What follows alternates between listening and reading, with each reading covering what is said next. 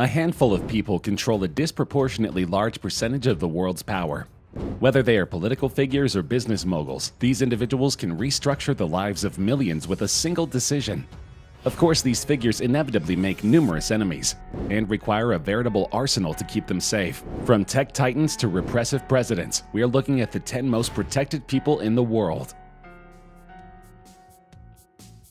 Security arrangements at Prince Harry and Meghan's new home could cost up to $654 million, sources close to the couple report. They settled on Frogmore Cottage, an abode about 45 minutes outside of London. It is located in Windsor, Berkshire, and is near the famous Windsor Castle. According to royal expert Katie Nicholl, the place is basically like a fortress. Vanity Fair has also reported that security at Frogmore Cottage is Fort Knox style, with high-tech cameras and sensors around the perimeter. Those who have been in the area said that drones are banned from being flown near the home. Police flight safety notice. Drones prohibited in this area, a sign reads. Launching, landing, or operating drones or remote-controlled aircraft is prohibited in this area. This is in addition to a security force with more than 1,000 highly trained soldiers dedicated to the safety of the young couple. In February 1998, Bill Gates was already a household name, and his company Microsoft was proving to be the single most successful software company in the world. However, this same month, a team of pranksters attacked Bill Gates in Brussels, Belgium, and threw cream pies at his head. Though the prank was innocent enough, it shook Gates to his core. If the attack had been more insidious, he easily could have been dead. After this, he built a new office with bulletproof walls and windows. Suddenly, employees needed a security clearance just to meet with their executive. After the dot-com bubble burst, Gates received numerous death threats from former employees whom Microsoft was forced to lay off. It is unclear if the increase in security came from Gates or from the Microsoft board, but it is obvious that his brilliance has been instrumental in the success of the company, and they couldn't afford to lose him. Prominent Silicon Valley companies spend liberally to protect their intellectual property. Some also shell out considerable amounts to protect their executives. Apple's most recent proxy statement shows the company spent $310,000 on personal security for CEO Tim Cook.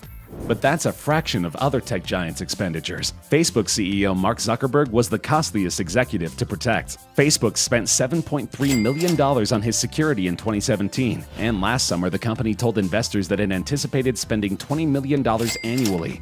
This has ballooned since 2013, when Zuckerberg's security detail cost $2.6 million. In a statement, Facebook said, "We believe that Mr. Zuckerberg's role puts him in a unique position. He is synonymous with Facebook, and as a result, negative sentiment regarding our company is directly associated with and often transferred to Mr. Zuckerberg." Armed executive protection officers stand on constant guard outside Zuckerberg's gated homes in the Bay Area, at least one of which also features a panic room. If he goes to a bar, his team will first sweep through to make sure it's safe. They will vet any new doctors, and they will assess his instructors if he wants to take up a new hobby. He is driven everywhere, with the security team monitoring traffic and adjusting his route accordingly. Xi Jinping, the president of China, is another controversial and powerful head of state. The Central Security Bureau remains secretive, and little is known about its internal functions. However, the team is allegedly 5,000 people strong and uses a network of helicopters, drones, and armed guards to secure locations days in advance of Jinping's arrival. Because China puts a huge emphasis on cybersecurity, the Central Security Bureau has a separate team to deal with any perceived online threat. However, in the past, the CSB has been used directly against the Chinese head of state. Apparently, in the 1970s, many of its highest-ranking officers planned a failed coup against then-leader Mao Zedong. Though the coup was quashed, people still question the loyalty of this semi-autonomous organization. When the unit was first formed, it had high requirements for enlistment. Any candidates must be a junior high school graduate, a requirement that does not appear to be much today, but it was considered tough back in the early 1950s, when over half of the Chinese population was illiterate. The unit was prohibited from participating in any public parade, with only a single exception. After the arrest of the Gang of Four, a huge celebration was held in October 1976 in Beijing, and the unit was granted permission to participate in this single public event. Mohammed bin Salman, the Crown Prince of Saudi Arabia, wields huge political and economic power in the world. Through the state-owned oil company Saudi Aramco, bin Salman and his family are some of the richest people on the planet. And since his alleged involvement in the assassination of journalist Jamal Khashoggi, the Crown Prince has made some international enemies. Since coming to power in 2017, he has consolidated the power of his military personnel, combining Saudi Arabia's military and security agencies. He has a 1,000-person strong security team that includes traditional soldiers and a cybersecurity team, and he announced that $800 new officer appointments are planned by the end of 2019. Bin Salman has already spent more than $20 billion on military equipment in the last 2 years. How he plans to use this technology is another question entirely. Part of being royal involves regular interactions with the public and remaining as accessible as possible. But security can be a big issue, especially in today's world. How do members of the royal family continue to do their jobs without putting themselves at risk? The answer is that they have an enormous team of security that try to remain entirely invisible at public events. One is called the Queen's Guard, and they are tasked with caring for Queen Elizabeth specifically. The 93-year-old monarch has a special role as a figurehead of her country, and her safety is paramount. In combination with the Scotland Yard, the Queen's Guard screens each building that she enters, and always has a carefully calculated escape plan in place to keep her out of harm's way. In addition to bodyguards and chauffeured cars, the royal family always travels with a motorcade or police escort, even to Prince George's school. This helps clear the road, as well as providing protection for members of the royal family. Because of the decorum surrounding the Catholic Church's ceremonies, most of the Pope's security team are dressed like they're about to attend a Renaissance fair. But the truth is they are a high-end military force made up of top ex-Swiss soldiers. Referred to as the Swiss Guard, the group was actually established in 1506 under Pope Julius II. The Pontifical Swiss Guard is among the oldest military units in continuous operation. Recruits to the Guard must be unmarried Swiss Catholic males between 19 and 30 years of age who have completed basic training with the Swiss Armed Forces. And apparently Pope Francis has been a headache for this elite force. Because he is the People's Pope, Francis insists on walking amongst his followers, even though that presents a great threat to his safety. The crowds throw things, says his head of security in an interview. They throw flags, dolls, and obviously babies toward him. It's difficult because we don't want our agents to overreact. He doesn't want to see an overreaction either, but you don't want to miss anything. The order remains very secretive, and it is unclear how many personnel are involved. But one thing is clear, this is not a military force you want to mess with.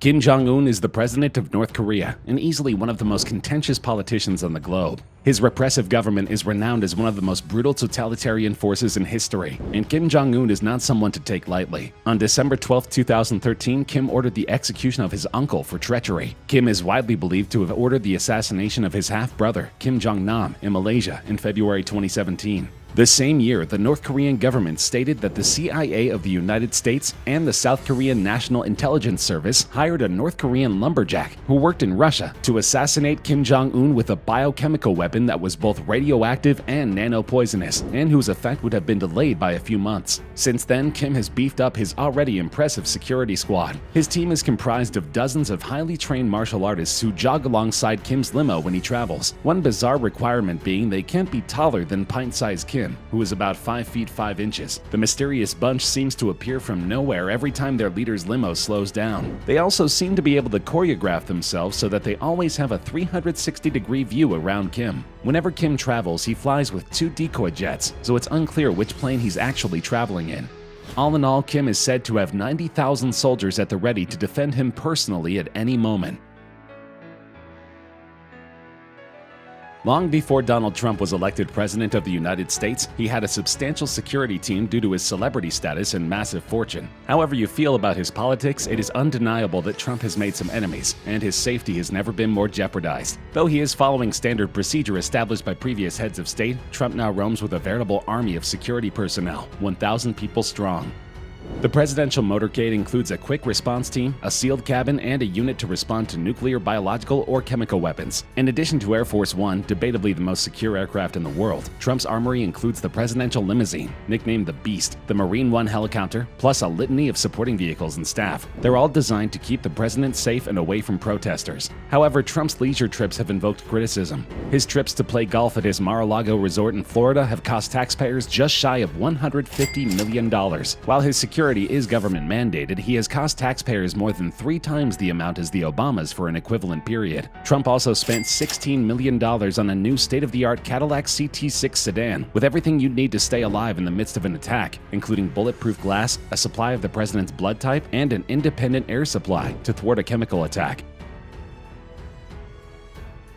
Vladimir Putin worked for many years in Russia's Federal Security Service before climbing the political ladder and becoming president.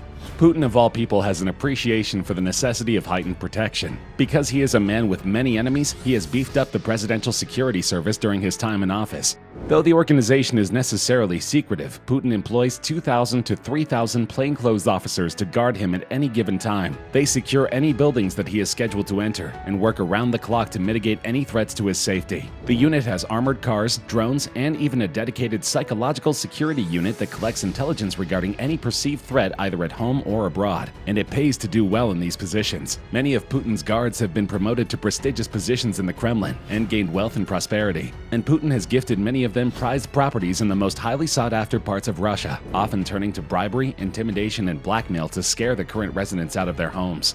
Some were decorated World War II veterans whom the Soviet Union had promised lifetime employment and pensions, but in the newly independent Russian Federation, there can be no such guarantees. During the 1990s, these workers say, a small clique of powerful businessmen and criminals used manipulation, forgery, intimidation, and even beatings to seize their land. Needless to say, Putin is a very well-protected man.